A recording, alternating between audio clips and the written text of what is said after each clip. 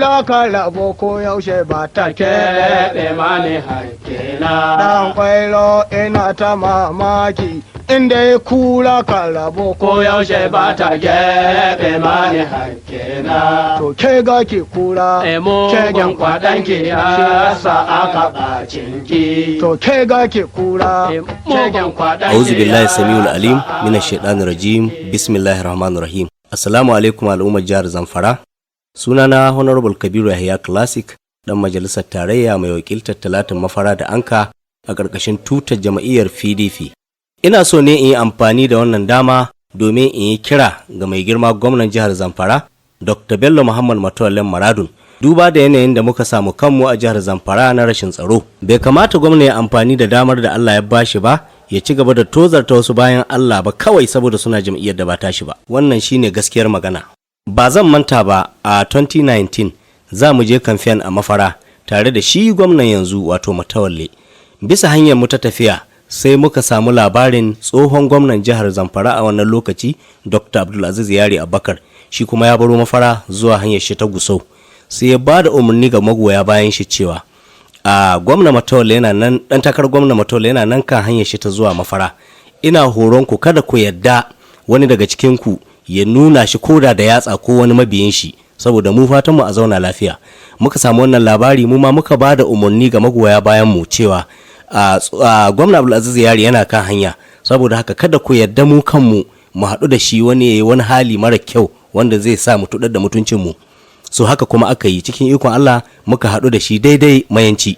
Muka taru muka yi hotuna. Idan akwai masu aje hotuna, idan suka ɗauko aka duba za a ga hoton Matawallen Maradun a wannan lokaci yana cikin buƙatar neman taimako, don ni na sani shi ya sani wallahi baya da kosisi. Haka Allah ya ɗauko kujerar gwamna ya bashi domin ta zama jarabawa gare shi. Abun mamaki, shi kuma yanzu Allah ya ɗauko wannan kujera kamar yadda nace a matsayin jarabawa ya bashi, yana son ya hana wani ya yi takara. Anya wannan ba jayayya da ikon Allah bane? To amma bari in yi mashi adalci, bari in yi mashi tambaya guda biyu. Shin ko mai girma Matawalle ya mance da an yi haka 2019 a mayanci?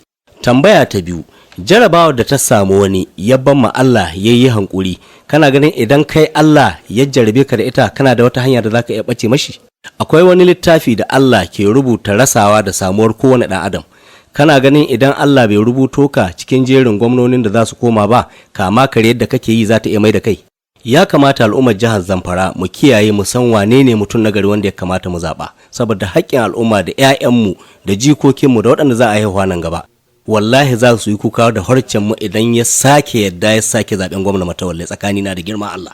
Duk Allah ya waye gari a jihar Zamfara, al'umma da yawa suna kwana a lahira saboda 'yan ta'adda, kuma kai ne Allah ya ɗora wa nauyin kare rayukansu da dukiyoyinsu, amma rayuwarka ta koma akan 2023 kawai saboda baka san girman al'umma ba. To wallahi tallahi Allah yana nan baya kwana baya an gaje, yana tabbatar da mulkin kahirci, bai tabbatar da na zalunci ba. Ina kira ga 'ya'yan jama'iyyar PDP mu kwantar da hankalinmu, kada mu yarda mu yi wata mummunan magana ga shugabanni, mu zauna lahiya, mu kiyaye doka da oda. Duk yadda muka son abu, idan dai ya saba ma doka kada mu yi shi. Ba mu da wata jiha wadda ta fi muna Zamfara, kamar ni nan bani da wani garin da ya wuce talatin mafara. Saboda haka ina kira gare mu zauna lafiya, domin sai an zauna lafiya ne za mu ji daɗin rayuwarmu.